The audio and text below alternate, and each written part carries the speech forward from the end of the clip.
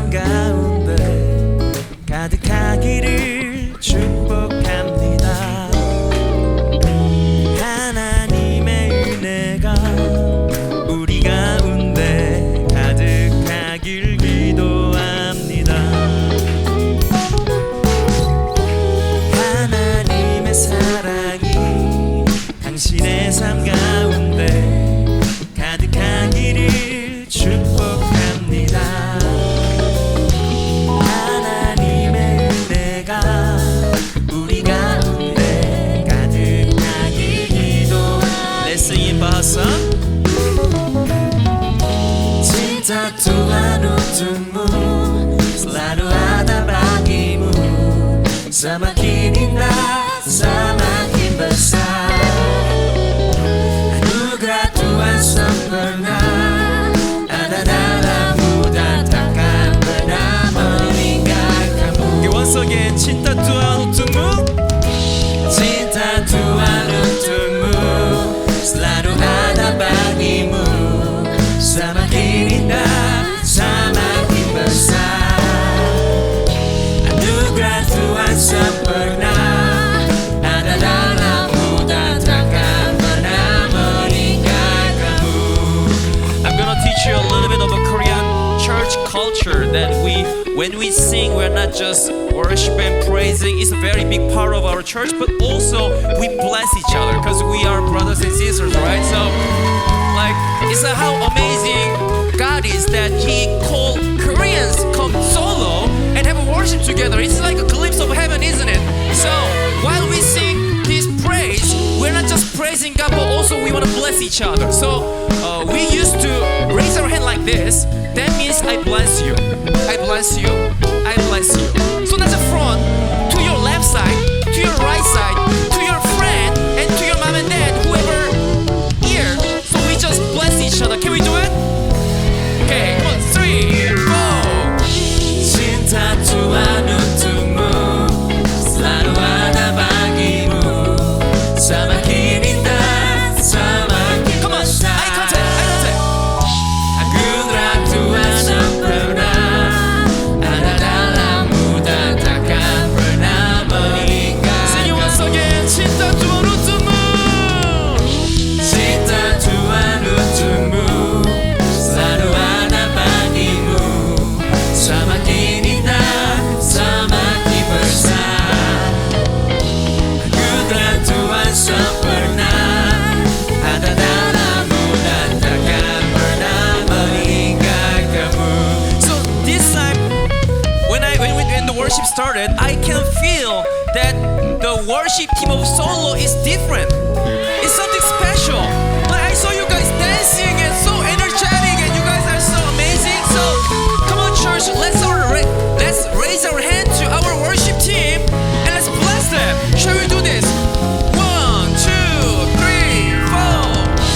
Cinta Tuhan untukmu selalu ada bagimu, semakin indah, semakin besar. Anugerah Tuhan sempurna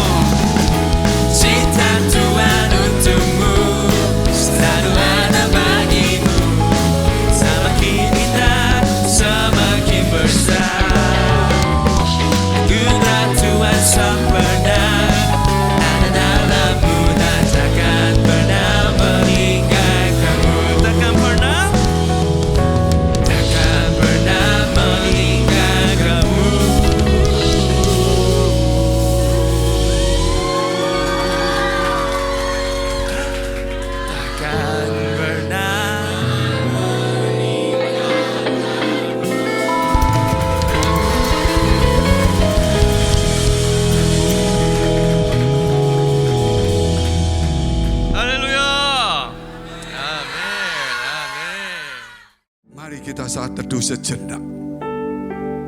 Tuhan, teduhkanlah jiwa kami. Kerap kali jiwa kami memberontak dan roh kami adalah penurut. Tuhan, kunjungilah hati kami. Hampirilah kami semua di tempat ini. Basahilah setiap hati kami dengan firman-Mu, supaya hati ini boleh menjadi tempat kediaman Tuhan. Boleh hati ini diisi oleh firman Allah. Kuduskan setiap kami yang di tempat ini. Bapa kami di surga, Bapa yang baik, yang kami kenal di dalam nama Tuhan Yesus. Lawatlah setiap kami yang ada di tempat ini. Urapi setiap kami. Nyatakan kebenaran-Mu, supaya setiap kami yang saat ini Tuhan boleh berkobar-kobar kembali. Kami boleh kembali kepada kasih semula. Kami boleh dikuatkan dan dimampukan kembali. Tidak lagi suam-suam kuku. Kami tidak meninggikan diri kami, biar kemuliaan Allah boleh dinyatakan dalam hidup kami. Tuhan, kami berdoa, biar Engkau lawat umat-Mu. Kami berdoa untuk mereka dalam pergumulan, mereka punya masalah dalam pekerjaan, karir mereka, keuangan, maupun keluarga, kesehatan. Tuhan pulihkan, Tuhan sembuhkan, Tuhan mohon supaya kemurahan-Mu turun, memberikan kekuatan dan jalan keluar. Di dalam nama Tuhan Yesus, kami siap untuk mendengarkan firman-Mu. Haleluya. Amin. Silakan duduk. Shalom. Solo. Ki apa kabare? Puji Tuhan. Ya, hari ini saya akan memberikan hal-hal spesial.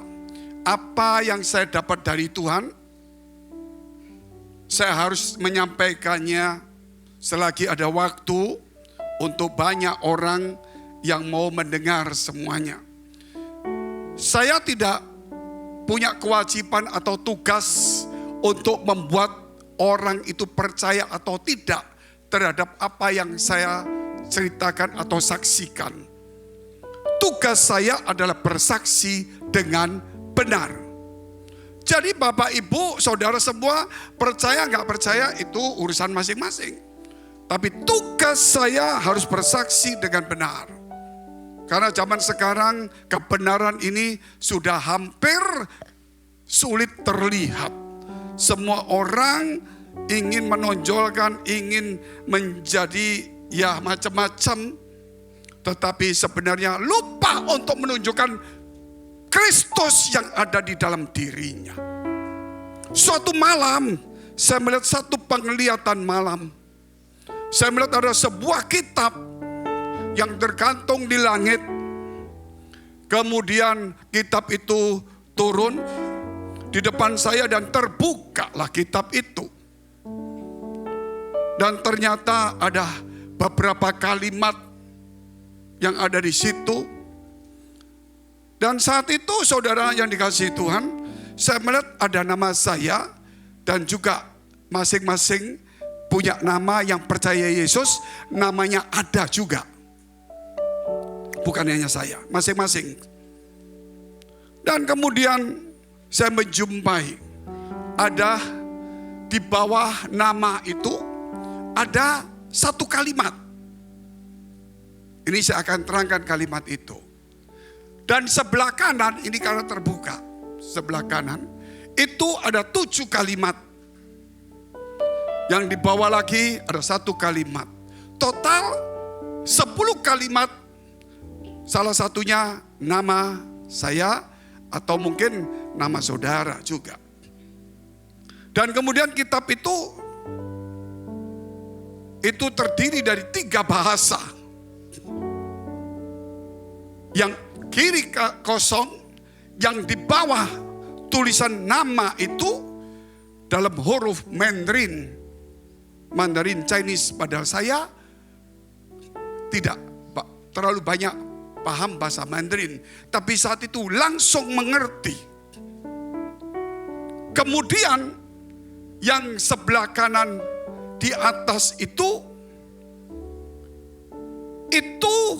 dan yang di bawah juga satu, itu bahasa Prancis dan bahasa Indonesia. Gak masuk akal, saya gak ngerti bahasa Prancis, tapi bisa baca, bisa mengerti. Apalagi bahasa Indonesia, gak usah tutup mata ya bisa, tapi salah kalau tutup mata walaupun pintar. Ketika saat itu setelah saya melihat kitab itu tertutup kembali dan tergantung ke atas, dan di belakang saya itu panjang sekali, mungkin jutaan orang. Saya tidak tahu yang keberapa itu. Pada saat itu saya yang di depan, tapi mungkin di depan saya sudah ada orang, saya tidak tahu. Waktu itu di belakang saya lihat ada beberapa panjang, persis di belakang saya ada seorang bapak-bapak. Saya berkata, "Bapak mau lihat?" "Iya." "Namanya siapa, Pak?" Gitu. "Namanya ini seperti indeks." Saya lihat, hampir kebuka, tapi nutup kembali. Kitab itu tergantung di atas. Dan ada suatu suara berkata, "Tidak ada seorang pun yang boleh melihat kitab kehidupan kalau aku tidak memperlihatkannya. Saya dapat anugerah besar. Percaya tidak percaya, saya tidak bisa memaksa. Saya harus bersaksi dengan benar. Sebelum suatu hari saya dituntut. Ini acara momen yang cukup bagus. Ternyata itu saya mendapatkan sungguh-sungguh anugerah Tuhan.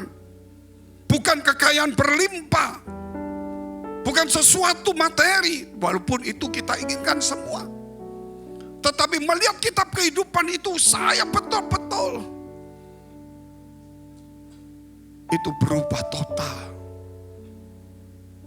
Saya mau ceritakan hari ini.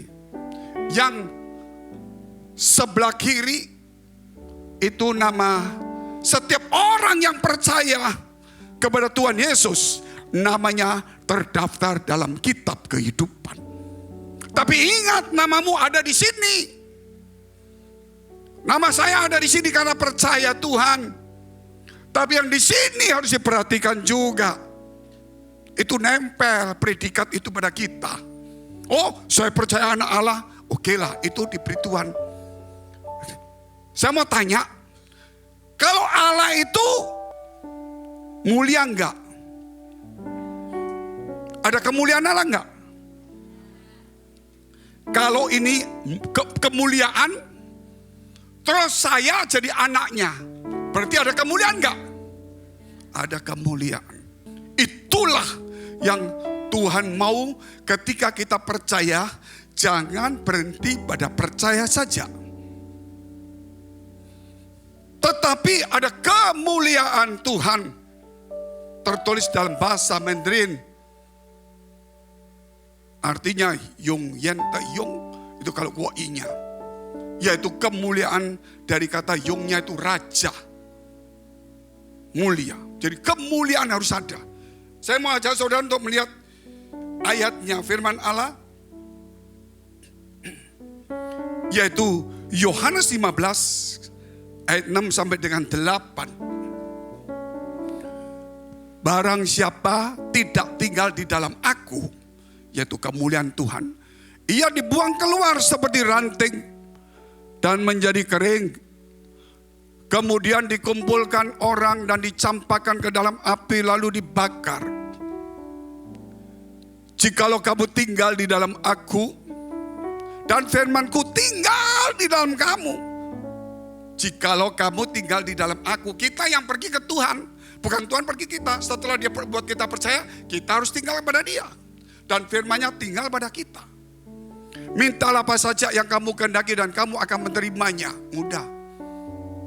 Dan dalam hal inilah Bapakku dipermuliakan. Yaitu jika kamu berbuah banyak. Dan dengan demikian kamu adalah murid-muridku. Bagaimana kita mempermuliakan Allah Bapa di surga? Ketika kita berbuah. Dua apa itu? Yang paling penting dalam hidup ini. Bukan buah pelayanan saja, tapi buah roh. Karakter Tuhan itu harus ada pada saudara. Kalau orang tua saya seorang ningrat, pasti saya punya etika ningrat. Kalau orang tua saya mungkin posisinya terlalu rendah, mungkin etika saya juga rendah. Ini orang Kristen, walaupun sekolah kelas bawah ataupun atas, tapi kita ini anak Allah, harus ada kemuliaan Allah. Amin. Kemuliaan Allah harus ada. Tidak bisa tidak. Kita lihat salah satu contoh firman Allah, yaitu 2 Korintus pasal 3 ayat 18.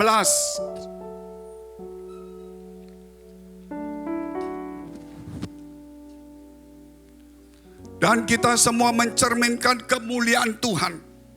Siapa yang mencerminkan? Oh, kan Tuhan mulia, Pak. Sudah, kemuliaan Tuhan ada pada saya. Oke.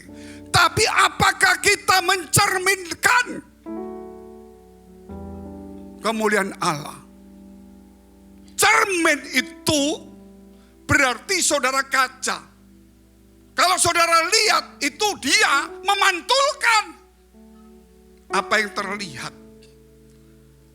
Jadi kita ini mencerminkan kemuliaan Allah. Katakan dulu, mencerminkan. Jadi saudara, bukan berarti saudara itu kemuliaan, bukan berarti saudara kemuliaan Allah yang diomong. Saudara mencerminkan, memancarkan kemuliaan Allah. Di akhir zaman banyak orang percaya Tuhan, punya karunia, punya yang hebat, aktif pelayanan, tapi tidak mencerminkan kemuliaan Allah. Saya ulangi, dan kita semua mencerminkan kemuliaan Tuhan dengan muka yang tidak terselubung. Semua, pendeta atau tidak, semua sama. Dan karena kemuliaan itu datangnya dari Tuhan yang adalah Roh masuk dalam hidup kita. Roh Kudus membuat kita percaya, ya. Tapi setelah membuat percaya, apakah Roh itu tinggal dan kemudian mengubah karakter kita sehingga kita mau bertindak ramah, sopan, penuh kasih. Disitulah memancarkan kemuliaan Allah. Mari kita diubah. Jadi ini ajakan, mari kita diubah. Diubah menjadi serupa dengan Kristus dalam kemuliaan. Oh, bukan cuma kemuliaan, semakin besar dalam hidup kita. Dulu saya mencerminkan orang Kristen, anak Allah. Tapi semakin hari saya semakin membaca firman Allah, semakin besar kemuliaan itu boleh terpancarkan. Amin. Jadi orang Kristen, tapi kan saya punya masalah, Pak. Semua orang punya masalah. Enggak ada orang yang enggak punya masalah. Suatu hari saya kumpul dengan beberapa hamba Tuhan cukup terkenal. Ada satu persekutuan yang cukup besar. Ada Bapak Irwan pendeta ini, tahu semua. Persekutuan itu setiap hari ibadah. Yang hadir 150 di rumah seperti ini ruangannya. Setiap malam jam 7 sampai jam 10, betul Pak Irwan ya? Setiap hari, bukan gereja, persekutuan. Karena yang datang banyak orang kaya, itu perumahan mewah soalnya. Maka pendeta yang terkenal dari kota besar, teman saya sering khotbah, akhirnya dia mengajak tuan rumah ini untuk mengambil alih persekutuan. Karena yang datang itu orang-orang kaya semua. Yang gak punya anak. Itu Pak Irwan tahu. Nah, coba Pak Irwan berdiri sama Pak Samuel yang tahu. Nah, ini saksinya. Ya masih banyak juga. Ada yang di dalam kandungan, yang datang pakai daster. Kita persekutuan biasa, malam-malam datang. Dia berkata, tolong didoakan. Oh, saya bukan pendeta, saya cuma pelayan Tuhan. Tolong didoakan, saya nggak tahu masalahnya apa. Saya suruh aja teman saya, kamu yang berdoa deh. Waktu dia berdoa, suara Tuhan jelas ngomong. Kamu yang berdoa, Fengky. Saya dengar. Waduh, nggak enak. Saya suruh dia, masa saya potong? Saya diam. Kamu yang berdoa. Ya, Tuhan kalau saya berdoa, supaya dia berhenti suruh saya. Supaya kita punya etika baik. Tiba-tiba waktu dia berdoa, Tuhan tolong, diam dia. Langsung matanya melotot saya gini. Saya juga kaget. Kamu yang doa. Itu Tuhan, itu hebat. Tepuk tangan dulu yang luar. Saya tidak tahu masalahnya perempuan ini karena tidak pernah ketemu. Saya tumpang tangan. Seperti itu saya langsung berkata, dalam nama Yesus perutmu. Saya tidak tahu perut kenapa. Mulut keluar aja gitu loh. Wah pokoknya setelah selesai amin. Teman-teman tanya, apanya perutnya? Oh tidak tahu saya. Ternyata malam itu dia pergi ke klinik. Karena dia sebelum ke klinik untuk membuang anak yang sudah mati, bayi yang janin yang sudah mati di kandungan. Harus dibuang. Jadi dia datang ke saya dulu, kan saya nggak tahu. Jadi malam itu dia pergi ke klinik, setelah saya doakan, saya nggak tahu. Bayi itu dikeluarkan, sudah hitam mati memang. Karena klinik tidak bisa membuat surat kematian. Harus pergi ke rumah sakit besar untuk dicek betul mati. Dibawalah rumah sakit besar, perjalanan 15-20 menit. Sampai di rumah sakit besar, dia digledek semua di tempat untuk dicek betul-betul mati enggak. Begitu mau masuk ruangan, anak itu menangis dan hidup kembali. Itu bukan saya, itu Tuhan. Itulah saudara, kemuliaan Allah. Kita nggak tahu. Dia bisa bangkitkan orang mati, itu biasa. Karena orang mati pasti mati lagi. Tapi yang hebat itu, selagi hidup, roh kita yang dibangkitkan. Amin. Jangan kagum dengan melihat orang mati bangkit. Itu pekerjaan Allah. Tapi kalau kita tidak pernah dibangkitkan susah. Mata kita selalu ingin mujizat. Tapi kita lupa kalau diri kita ini harus berubah di hadapan Allah. Orang tambah semakin banyak datang di persekutuan. Maka pendeta itu dan pemilik rumah. Ya ini cerita panjang, saya tidak mau terus panjangnya. Akhirnya sekian bulan Tuhan kasih tahu macam-macam, saya tidak bisa cerita. Akhirnya dia ambil alih persekutuan itu. Saya dengan beberapa teman sudah kita ngalah saja. Kita pergi misi aja sudah. Saudara, waktu itu Tuhan bicara sama istri saya. Siapa disenggol gitu gak sakit. Tapi saya diam. Tuhan ngomong begini. Fengky, lihat matahari. Ya Tuhan, dia bersinar. Bukan karena tempat lain. Karena dalam dirinya mengeluarkan cahaya. Ya. Lihat bulan. Dia tidak pernah mengeluarkan cahaya. Tapi dia keluar pada waktu malam. Karena dia memantulkan cahaya dari matahari.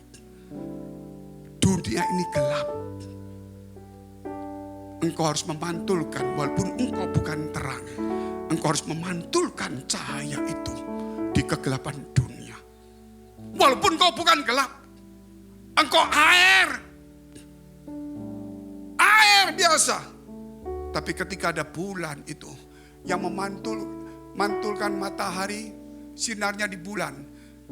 Bulan itu dilihat dari air, dia juga memantulkannya.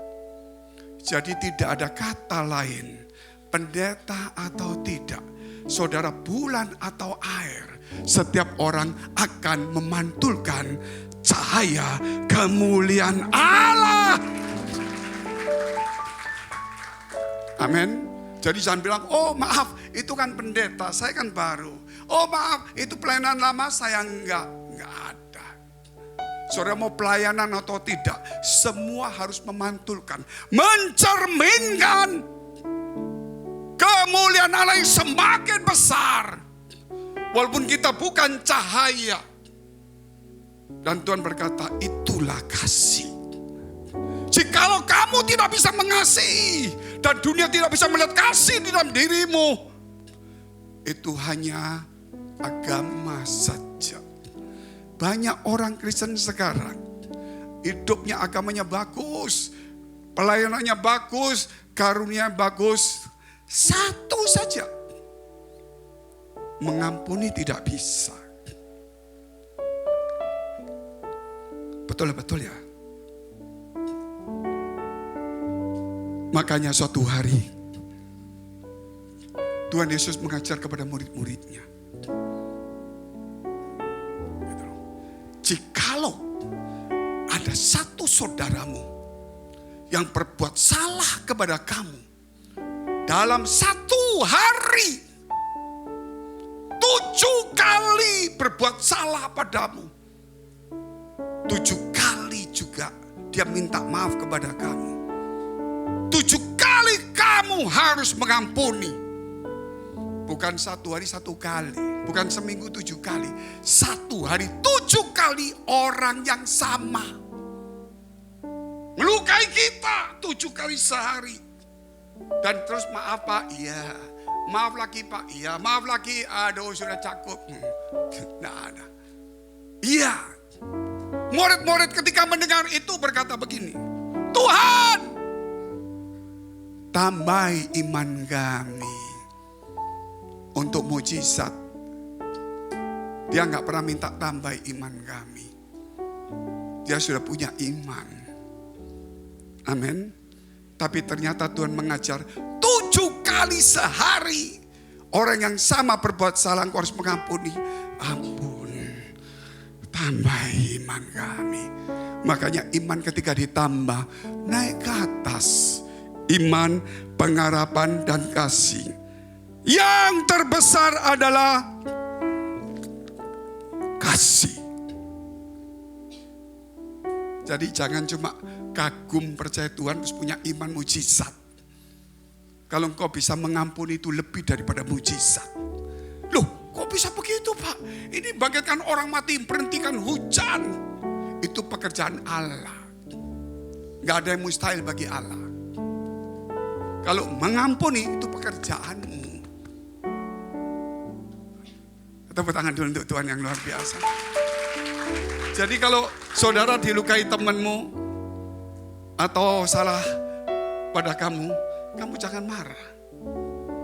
Dia datang kepada kamu dan dia minta maaf, kamu sepeluk dia. Dan kau harus bersyukur dalam hatimu bahwa kau punya kesempatan untuk mengampuni. Kalau dia tidak berbuat jahat, kamu tidak punya kesempatan mengampuni. Amin. Luar biasa. Tapi jangan waktu dia berbuat jahat sama kamu, sorry. Terima kasih karena kamu berbuat jahat. Sehingga saya, saudara dosa juga. Makanya hati-hati dalam hidup ini. Itulah pergumulan untuk ketemu Tuhan. Engkau harus dicaci maki. Engkau harus dilukai. Kapan Tuhan akan mengobati kamu? Ketika engkau terluka. Kalau engkau tidak terluka, Tuhan tidak akan mengobati. Kapan kamu ke dokter? Ketika engkau sakit. Disitulah hatimu sakit, Tuhan mengobati. Kalau nggak sakit, nggak terluka, nggak akan ada. Jadi hal ini adalah mengucap syukur kepada Tuhan Allah dalam hidup ini. Kemuliaan Allah itu harus dinyatakan dalam hidup kita. Saya saudara untuk melihat Yesaya 60 ayat 1.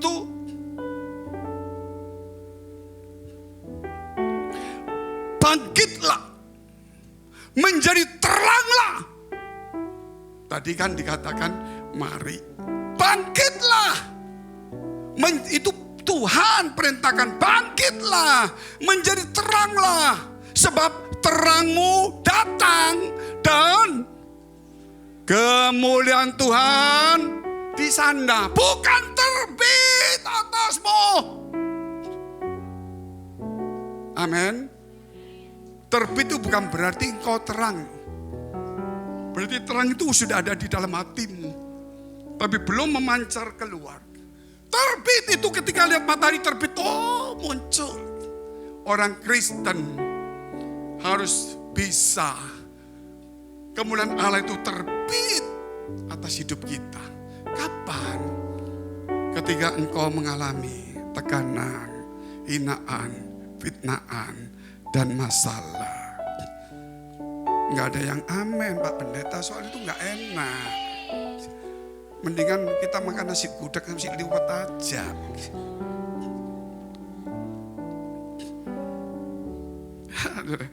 Matius 5 ayat 16.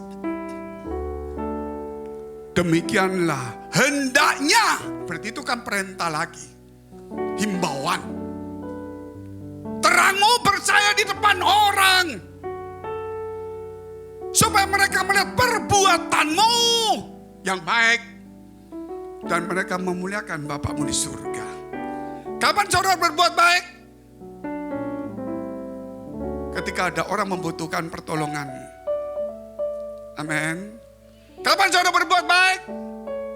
Ketika ada orang yang berbuat sulit pada kamu. Saya berbuat baik sama orang itu Pak. Oh iya. Dia tiba-tiba kasih saya 5 juta. Jadi saya berbuat baik, saya kembalikan 1 juta. Itu bahasa Arab odo ae, rek. Itu bukan perbuatan baik. Engkau dapat 5 juta, terus kamu kembalikan 1 juta, kamu ngomong baik. Bukan. Perbuatan baik itu harus muncul dari sesuatu yang kau terluka. Kemarin waktu ibadah di Surabaya, seorang pelayan anak muda, dia ke toilet, handphonenya paling disayang, iPhone. Orang muda kan kalau pakai iPhone kan begini dia. iPhone. Tapi kalau yang pakai, saudara, pakai Oppo, yang pakai apalagi Nokia, dia tutup begini. Biasalah. Dia pakai iPhone taruh di toilet. Wah, kencing dia lagi toh. Taruh di sini iPhone. Yang kencing di sini, yang kencing di sini lihat iPhone. Dia kencing. Setelah kencing lupa iPhone-nya. Cuci tangan ke gereja. Loh, iPhone-nya di mana? Dia datang, hilang iPhone-nya. Dia sedih. Saya datang, kenapa? iPhone-nya hilang. Begini, ada 3 hal. Kalau orang itu menemukan baik, dia datang kembalikan ke kamu.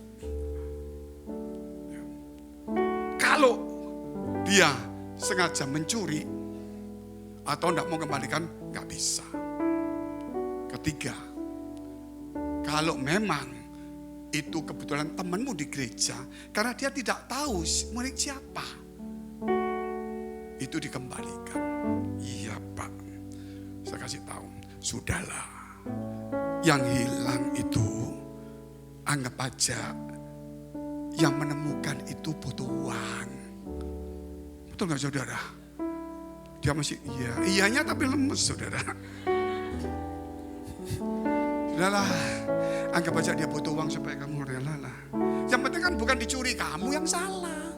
Iya, makan di restoran. Dia masih sedih. Saya bilang, ada 2 hal. Dari 3 jadi 2. Pertama, orang itu kembalikan ke kamu. Kedua, Tuhan kembalikan ke kamu. Amin. Saudara, amin. Tebas saja, saudara. Loh, ini betul. Tanya anak-anak muda, betul ya? Nah, saya nggak tahu. Tiba-tiba Seninnya dia nggak tahu dia iPhone-nya dikembalikan orang. Tepuk tangan untuk Tuhan. Ya karena kembali tepuk tangan kalau hilang. Jadi gak gampang Mau berbuat baik, sudahlah. Saya bukan meremehkan, sulit banget. Kita lihat Roma 8 ayat 30 aja, langsung potong. Kita mau ambil poin kedua. Dan mereka yang ditentukannya dari semula, ditentukan. Dan mereka itu juga dipanggilnya.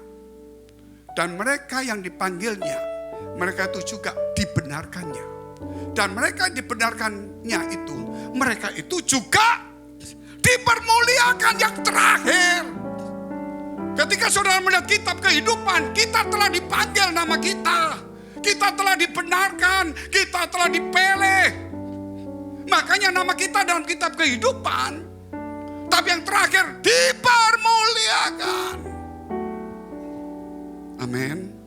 Itu tidak mudah, tapi itu harus terjadi. Oh, bagaimana cara dipermuliakan? Pak, kita lihat ayat ininya dulu. Ayat 29-nya, mundur.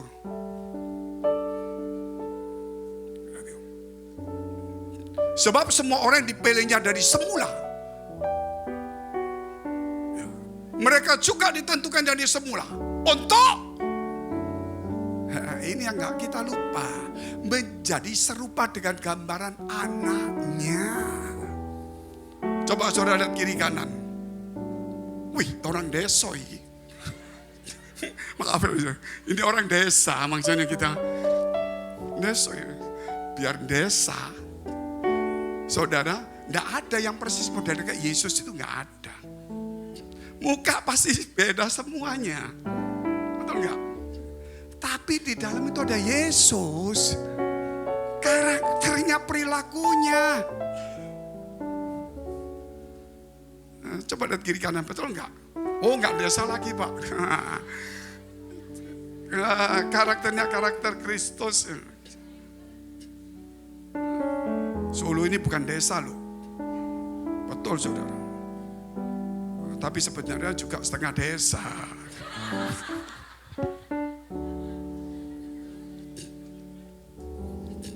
Loh, kenapa begitu? Loh, bayangkan di sini cuma 2 kebanggaan. Nasi liwet. Bayangkan, mana-mana cuma nasi liwet. Ya bukan berarti salah, itu memang ikonnya Solo. Oke, kita lihat yang kedua. Tolong gambarnya ini lagi, kitab kehidupan. Nah, ini kemuliaan Allah, jangan lupa.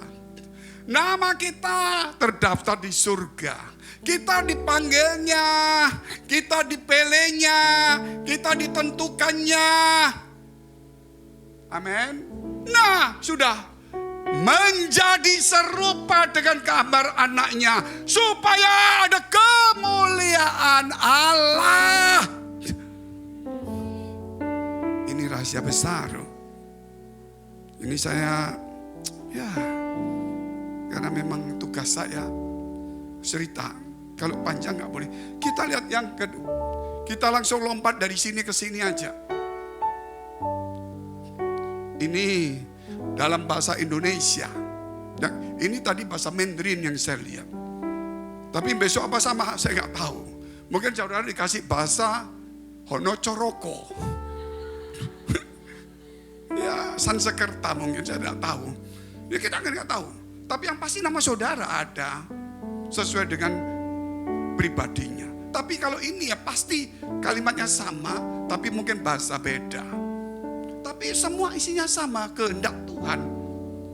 Kalau hidup tidak ada kehendak Allah, buku itu ketika ditutup, terakhir hidup kita harus di dalam kehendak Tuhan. Amin. Oh, saya sekarang sudah, Pak, belum berakhir hidup. Yesus itu melakukan kehendak Allah terus. Betul lihat? Memang dia kan Tuhan. Di Taman Getsemani, sebelum dia ditawan dan dimasukkan, dinaikkan, disalib di Golgota. Dia di Taman Getsemani, dia berdoa. Kalau boleh, cawan ini lalu daripadaku. Tapi bukan kehendakku yang jadi, melainkan kehendakmu. Di titik terakhir itu penentuan. Sekarang saudara masih, wah semangat, ayo. Kalau sudah mulai tua, sudah papa nggak ke gereja, kamu yang muda-muda aja, sama duduk. Musa itu sudah umur hampir 120 tahun. Yosua mendekati 40 tahun. Yang perang itu Yosua sama anak muda. Tapi Musa yang 120 tahun tidak ikut perang, tidak pegang pedang. Dia naik ke bukit. Paham? Yang terakhir kita bapak-bapak yang sudah ada umur-umur gitu loh. Jangan mau kalah. Kalau mereka perang, kita naik ke bukit. Amin. Nah kalau mereka ada ke gereja, kita di gunung apa di Solo ini? Apa? Enggak, yang kita di villa itu. Saudara lihat orang tua ngomong begini, sudah nak, sesuai dengan Musa, kamu perang di gereja, papa duduk-duduk di Tawangmangu. Itu salah juga. Bukan seperti itu, mesti beda. Jadi Tawangmangu itu gunung, jadi tempat villa-villa semuanya, tidak jauh dari sini. Tapi saudara yang pasti itu kehendak Tuhan. Apa yang terjadi pada Yesus di Taman Getsemani? Artinya Getsemani tempat pemerasan buah setan. Disitulah dia diperas kehendaknya dia sampai lumer, sehingga dia naik ke atas Golgota. Di Getsemani, bukan Zaitun ya, di Getsemani dia mengeluarkan semacam darah, bukan karena benda tajam, bukan karena dipukul, karena melawan kehendaknya sendiri.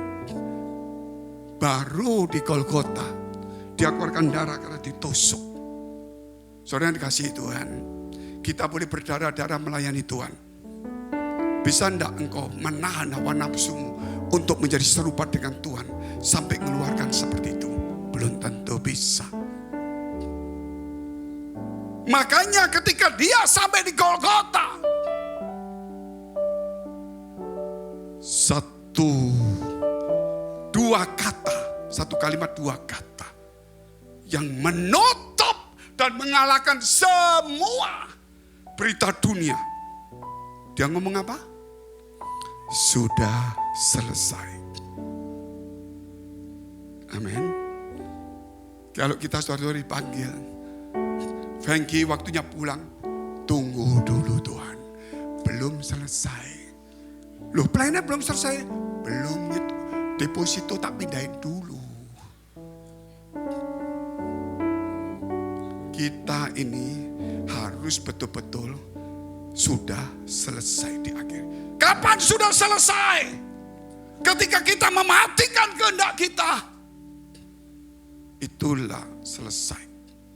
Saudara yang kasih Tuhan, saya kasih contoh saja.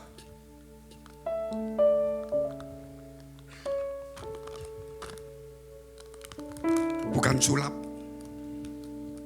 Jadi gak usah berdoa dalam nama Yesus, dalam nama Yesus. Bukan sulap ini. Saya dulu orang percaya Tuhan. Wah pelayanan terus nih. Tapi kadang-kadang senggolan sama teman berantem. Gua gak ke gereja lah. Ya aku kalau gitu juga gak ke gereja. Saudara mulai. Ini masih belum. Ini masih punya kehendak dalam pelayanan. Ini masih punya kehendak dalam mengikuti Yesus. Paham ya? Selalu ada. Akhirnya kalau kita hidup baik, kita berdamai. Kenapa berdamai? Kita mematikan kehendak kita, kita masuk dalam kehendak Tuhan. Dalam kasih Tuhan. Tepuk tangan dulu untuk Tuhan. Terakhir, harus mematikan kehendak kita. Yang berkelahi harus berdamai. Yang berbuat jahat berhenti. Berbuatlah yang baik.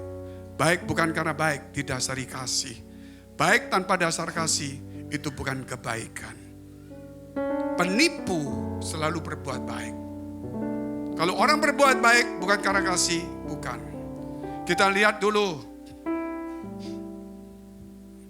Lukas 9 ayat 23. Cepat lompat aja. Katanya kepada mereka semua, setiap orang yang mengikut aku hendaklah memikul salibnya, menyangkal dirinya, memikul salibnya setiap hari dan mengikut aku setiap hari. Amin. Bukan seminggu sekali ke gereja. 1 Petrus 4 ayat 1 dan 2 saja. Jadi karena Kristus telah menderita penderitaan badani, capek ini orang-orang bilang tepuk tangan dulu. Dia udah, ini kota yang ke-6. Pindah sana, pindah sini, pindah sana, pindah sini, pindah sana. Seperti burung lah kita ini hidupnya. Saudara, tapi itu kalau bukan karena Tuhan tidak mungkin. Badan ini capek. Capeknya gimana? Waduh, kita sudah tidak tahu kepala ada di mana. Karena kita tahu pasti ada di atas terus. Yang penting pikiran kita sudah kepada Kristus. Sampai tidak bisa merasakan capeknya. Bayangkan saya kasih cerita ya. Tapi saudara jangan ikut capek loh. Nanti setelah saya cerita gini, waduh Pak, saya juga capek satu hari dengar firman. Mereka datang dari Korea. Sabtu KKR. Minggu 4 kali ibadah. Senin terbang ke Manado. Selasa Rebo KKR di Manado. Kemis mendadak pesawatnya dari siang. Dari Manado ke Makassar digeser jadi jam 6 pagi. Hebat enggak? Memang pesawat di Indonesia ini memang harus fleksibel. Betul kan? Harus fleksibel. Jadi siang bisa jadi pagi, pagi bisa jadi malam. Jadi kita mesti fleksibel lah, gitu saudara. Jam 6 pagi mendarat. Aduh, berangkat di Makassar. Jumat mendarat Surabaya langsung ke Malang. Sabtu masih ada, Minggu 4 kali ibadah. Senin perjalanan ke Solo. Ya makan nasi lewat lagi lah. Lewat masih. Itu enggak boleh dilewatkan Pak Andri. Selasa di sini, besok ada di Semarang. Bayangkan gimana? Itu penderitaan badani. Orang yang tidak bisa menderita penderitaan badani, dia tidak akan mengeluarkan kasih dan imannya. Amin. Ketika engkau diganggu sakit, lelah melayani Tuhan, tapi rohmu menyala-nyala. Amin. Itu nanti saudara ikutin pelan-pelan, bisa nanti. Kamu pun harus mempersenjatai dirimu dengan pikiran yang demikian. Kalau melayani cuma mau enak-enakan, saudara kehilangan peluang. Apalagi kalau di gereja, saudara mau santai-santai terus tidur-tiduran, waduh villa. Karena barang siapa telah menderita penderitaan badani, ia telah berhenti berbuat dosa. Saudara, kalau berbuat dosa itu Daud, karena dia nganggur di istana, tenaganya masih banyak. Kemudian dia melihat sesuatu. Ya, akhirnya dia tertarik dan dia jatuh dalam dosa. Coba saudara kalau udah kerja capek. Saudara capek sekali. Saudara sudah kalau capek, lihat apa saja. Yang penting mau tidur. Kenapa kita berbuat dosa? Terlalu nganggur. Betul nggak? Kurang melayani. Coba kasih tahu kiri. Oh jangan, kasih tahu kiri kanan kan tampil kamu nanti. Mesti ngomong sendiri. Kurang melayani. Kurang capek. Ayat 2. Supaya waktu yang sisa, jangan kamu pergunakan menurut keinginan manusia, tetapi menurut kehendak Allah. Saya banyak ayatnya, gak usah diterusin dulu. Kita langsung lompat ke Wahyu 3 ayat 5 saja. Hati-hati. Kalau nama kitab kehidupan yang keluarin lagi nanti ya. Barang siapa bedaknya akan dikenakan pakaian putih yang demikian, aku tidak akan menghapus namanya dari kitab kehidupan. Jadi yang tertulis menurut kitab Wahyu akan bisa dihapus. hati-hati. Coba lagi, satu lagi ayat. Jadi jangan senang-senang. Itu bukan kata Fengky, bukan tafsiran. Itu ayat. Keluaran 32. Ayat 32 dan 33. Tetapi sekarang kata Musa kepada Tuhan, kiranya engkau mengampuni dosa mereka orang Israel ini. Jika tidak, hapuskanlah kiranya namaku dari dalam kitab yang telah kau tulis. Musa. Tetapi Tuhan berfirman kepada Musa, siapa yang berdosa kepada Tuhan, nama orang itulah yang akan kuhapus dari dalam kitabku. Itu yang tidak dikhotbahkan di gereja. Makanya gereja tidak mau hidup sungguh-sungguh kepada Tuhan. Itu kesalahan kita semua. Yang poin ketiga, yang terakhir. Terakhir ini ada 100 ayat tuh. Gak ada yang amin, cuma ketawa aja. Kekuatan Tuhan. Ketika ada kemuliaan Allah dalam hidup kita. Mana kitabnya dulu kemarin? Maksudnya gambar kitab tadi. Bukan ini kitabnya. Nah, ketika nama kita ada, ketika ada kemuliaan Allah, ketika ada kehendak Tuhan, bukan kekuatan kita, tapi kekuatan Tuhan yang ada muncul pada kita. Amin. Kalau pakai kekuatan kita, saya bisa ngangkat ini.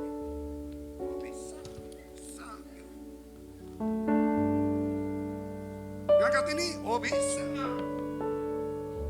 Ngangkat ini sama orangnya, nggak bisa. Butuh banyak orang. Oh, ngangkat barang ini pakai forklift bisa. Tapi ngangkat beban hidupmu, 100 orang pun tidak akan pernah bisa mengangkatnya. Saudara punya barang yang besar, mungkin 100 orang bisa angkat, mungkin pakai forklift bisa, pakai apa saja bisa. Tapi kalau punya beban, gak bisa diangkat. Siapapun nolong gak bisa. Makanya Tuhan berkata, marilah kepadaku semua yang berbeban berat dan yang sudah berbeban berat. Aku akan memberikan kelegaan, bukan tekanan. Kekuatan Allah itu muncul kayak Simpson. Makanya kita lihat dulu Ayub 17 ayat 9. Bertahanlah sampai pada kesudahannya. Sama-sama lapar. Saya mohon dengan khotbah agak lama supaya nasi liwet diganti nasi gudeg. Tambah 1 jam lagi diganti lagi nasi goreng. Meskipun begitu orang yang benar tetap pada jalannya. Dan orang yang bersih tangannya bertambah-tambah kuat. Bukan kuat, bertambah-tambah kekuatan Allah dalam hidupmu. Itu luar biasa. Saya tidak bacakan satu ayat ini, tapi bolehlah sedikit lah ya. 1 Raja-Raja 19 ayat 5 saja, sama langsung 10. Sesudah itu Elia berbaring dan tidur di bawah pohon ara itu. Tetapi tiba-tiba seorang malaikat menyentuh dia serta berkata kepadanya, bangunlah, makanlah. Terus apa-apa terus ayatnya cepat. 6, 7, 8. Ketika ia melihat sekitarnya, maka pada sebelah kepalanya ada roti bakar, gak tahu dari mana ini. Sebuah kendi berisi air, lalu ia makan dan minum, kemudian ia berbaring pula. Karena sebelumnya Elia berkata, lebih baik aku mati. Tapi akhirnya malaikat Tuhan datang. Tetapi malaikat Tuhan datang untuk kedua kalinya dan menyentuh dia serta berkata, bangunlah, makanlah. Sebab kalau tidak perjalananmu nanti terlalu jauh bagimu. Maka bangunlah ia lalu makan dan minum. Dan oleh apa? Kekuatan makanan itu, yaitu makanan dari mana? Dari Tuhan. Itulah firman Allah. Engkau makan hari ini, belum tentu engkau ngangkat barang kuat. Tapi ketika makan firman Allah, rohmu meledak. Bebanmu yang gak mungkin terangkat. Amin. Perlunya roh itu meledak dalam hatimu. Itu perlu. Dan ia berjalan 40 hari 40 malam lamanya, gak makan gak minum, yakni ke gunung Horeb.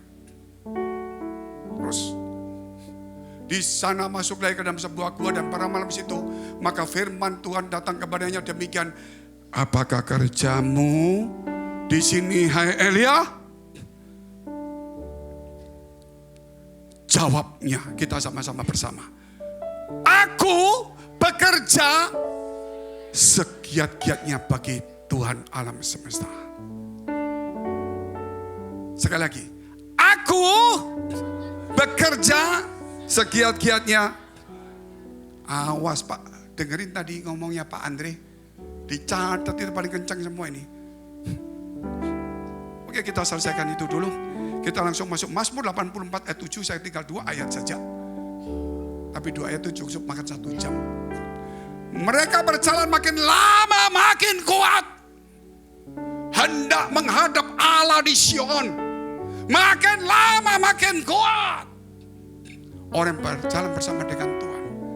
Kita lihat gambarnya satu jalan. Wah, luar biasa ini. Bisa berjalan bagus sekali ini. Tapi ini bukan kitab kehidupan. Ini jangan saudara catat tunda. Ini buatan Metin Farel. Maksudnya teman kita. Ketika kita percaya Tuhan, disinilah letak kita. Start kita alfa. Atau iman kita. Kita menuju kepada kekekalan. Finish omega. Mati. Tuhan katakan kita, I am the way, the truth, dan saudara, dan kehidupan. Saudara berjalan di sini, pelayanan, hati-hati ada lubang, jatuh ke bawah.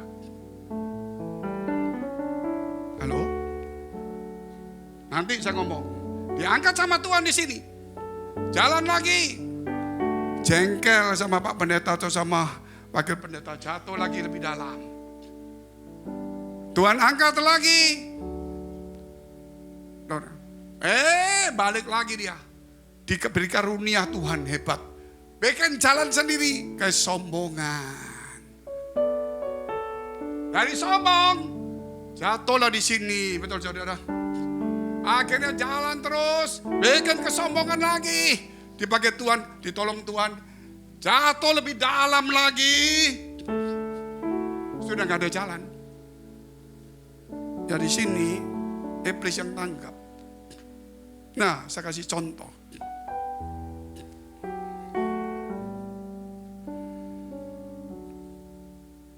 Saya kasih baru aja deh.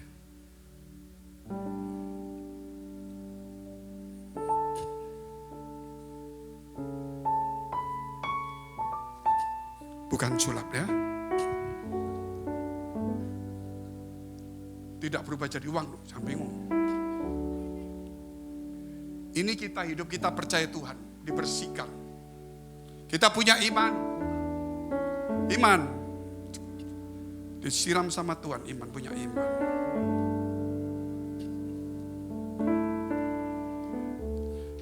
Ketika kita punya iman, saudara, tiba-tiba kita jatuh, Tuhan tangkap. Loh kok jatuh Pak? Dipungut sama Tuhan naik ke atas. Jatuh lagi Tuhan tangkap lagi. Jatuh lagi Tuhan tangkap lagi. Berapa kali engkau jatuh Tuhan tangkap. Engkau jatuh Tuhan tangkap. Engkau jatuh terus dalam Tuhan pungut. Tetapi di akhir hidupmu, kalau Getsemani engkau tidak melewati, engkau jatuh tidak ada yang menangkap. Iblis yang menangkapnya. Karena di akhir hidupmu kehendak Allah harus terjadi dalam hidupmu. Kemuliaan Allah boleh dinyatakan dalam hidupmu. Di akhir hidup itu kehendak Allah. Tidak ada. Dan itulah kekuatan Allah terus memberi kepada kamu kekuatan untuk naik ke gunung Allah. Itu bukan kekuatanmu. Makanya kita lihat dulu satu ayat yang terakhir. Saya undang untuk semua bangkit berdiri. Yesaya 40 ayat 10. Jalan itu jalan kekuatan Allah. Kalau tidak ada kemuliaan, kekuatan Tuhan, engkau selalu jatuh, bangun Tuhan tangkap. 7 kali orang benar jatuh. Amsal 24. 7 kali Tuhan bangkitkan, Tuhan pulihkan. Ingat itu. Lihat ayatnya. Lihat. Baca bersama-sama. Itu Tuhan Allah. Ia datang dengan kekuatan. Dengan tangannya yang berkuasa. Lihat. Mereka menjadi upat jeripayanya. Dan bersama-sama dia. Dan mereka yang diperolehnya berjalan di hadapannya. Kita tunduk kepala, kita berdoa. Kata Tuhan, semakin hari semakin kuat. Semakin hari semakin kuat. Kau urapi kami semua di tempat ini. Kau sucikan setiap kami. Biar kasih setiamu selalu ada dalam hidup kami, ya Allah. Ampuni kami semua di tempat ini. Supaya nama kami yang terdaftar tidak dihapuskan. Biar kemuliaan Allah boleh tercermin, terpancar, terbit dari hidup kami. Dan juga Tuhan, buat setiap kami hari ini hidup di dalam kehendak Allah, bukan kehendakku yang jadi. Tuhan, tambah iman kami untuk supaya kami bisa mengasihi. Ketika kami hidup bersama dengan Tuhan, kan ketika Roh-Mu ada pada kami, maka kekuatan bukan kekuatan kami, maka kekuatan dan kuasa tangan-Mu akan mengangkat kami semuanya. Angkat tangan-Mu tinggi-tinggi. Semua orang berdoa pada Tuhan masing-masing. Saudara diberi waktu 1-2 menit untuk membereskan imanmu yang goyah, yang tidak ada pernah terbit, tidak pernah terpancar, tidak pernah bisa mencerminkan kemuliaan Allah. Kita bukan cahaya itu, tapi kita memantulkan cahaya itu. Ketika engkau mengampuni orang lain, ketika engkau berbuat baik kepada orang yang berbuat jahat kepadamu, dan apa kerjamu sehari-hari? Aku bekerja untuk Tuhan segiat-giatnya. Makanya makanlah firman Allah ini, supaya engkau semakin kuat, bertambah kuat. Kau urapi kami semua di tempat ini. Di dalam nama Tuhan Yesus, lihat tangan yang terangkat. Jamah kami dalam kasih kuasa-Mu yang kudus. Jamah setiap kami. Glory, haleluya. Di dalam nama Tuhan Yesus,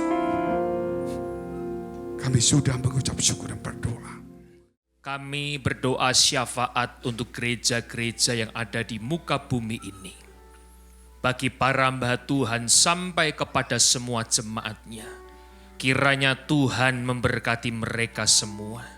Supaya mereka menjadi berkat dan berdampak. Sehingga gereja di muka bumi ini dipenuhi oleh jemaat yang mencari Tuhan dengan tulus dan takut. Buat semua hamba Tuhan, buat semua gereja, buat semua keluarga, buat semua jemaat, rukun dan tidak berpecah-pecah. Mereka boleh bersatu supaya dunia boleh percaya bahwa Yesus itulah satu-satunya Tuhan bagi kemuliaan Allah Bapa. Demikian juga untuk gereja di mana kami Engkau percayakan untuk mengembalakannya, yaitu gereja Blessing in the Spirit. Kami berdoa untuk setiap persembahan yang datangnya daripada umat-Mu. Kiranya persembahan ini menjadi dupa yang harum di hadapan Tuhan. Biarlah persembahan ini Engkau terima. Tuhan membalasnya, Tuhan memberkati umat-Mu di dalam pekerjaan, rumah tangga, kesehatan, dan iman kerohanian mereka sampai ke anak cucu mereka. Kemurahan dan kebaikan Tuhan selalu menyertai kami semua. Mari saudaraku, dekapkan kedua tangan kita di dada. Ketika doa berkat, tangan kita tidak mengadah ke atas. Karena barang siapa yang hidup di dalam jalan Tuhan, yang berkenan kepada Tuhan, maka berkat Tuhan itu pasti akan kita terima. Tapi firman Tuhan mengingatkan, jagalah hatimu dengan segala kewaspadaan, karena dari situlah terpancar kehidupan. Jemaat yang dikasihi oleh Tuhan, mari engkau pulang menjadi berkat. Engkau pulang menerima berkat rahmat anugerah dari Allah Bapa di surga. Di dalam putra tunggalnya Yesus Kristus yang telah mati bagi dosa kita dan bangkit pada hari ketiga, sehingga kita menyembah Tuhan Allah yang hidup, dan iman kita bukan kepada Tuhan Allah yang mati. Dan Dia naik ke surga menyediakan rumah bagi kita, sehingga kita punya pengharapan yang sungguh pasti adanya. Dan Dia akan datang kembali untuk kedua kalinya, menjemput gerejanya, menjemput umatnya yang berjaga-jaga, kudus, dewasa, dan bijaksana, serta menghakimi seluruh dunia. Di dalam persekutuan dengan Roh-Nya yang kudus, membuat hati kita berkobar-kobar, membuat roh kita menyala-nyala dalam kasih semula. Roh Kudus yang menghibur, menguatkan, memelihara, menginsyafkan dosa kita, menuntun dan memimpin kita kepada kebenaran dan kekudusan, serta menjadi kita saksi Kristus mulai hari ini sampai selama-lamanya. Kita akhiri dengan doa Bapa kami di surga bersama-sama. Bapa kami yang di surga, dikuduskanlah nama-Mu, datanglah kerajaan-Mu, jadilah kehendak-Mu di bumi seperti di surga. Berikanlah kami pada hari ini makan kami secukupnya, dan ampunilah kami akan kesalahan kami, seperti kami juga mengampuni orang yang bersalah kepada kami. Dan janganlah bawa kami dalam pencobaan, tapi lepaskanlah kami daripada yang jahat. Karena Engkau yang punya kerajaan dan kuasa dan kemuliaan sampai selama-lamanya. Amin. Silakan duduk, kita akan mendengarkan pengumuman gereja.